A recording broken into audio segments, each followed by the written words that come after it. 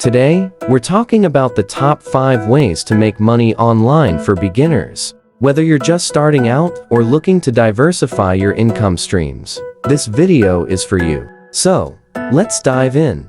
Method number 1.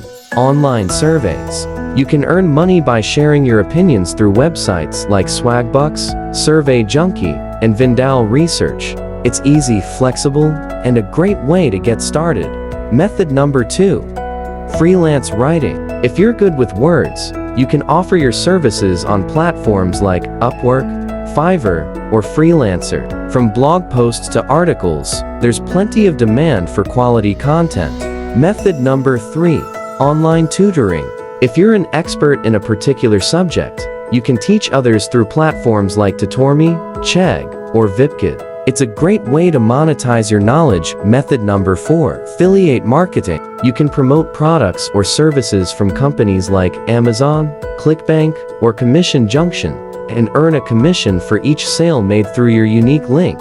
Method number 5. Selling products.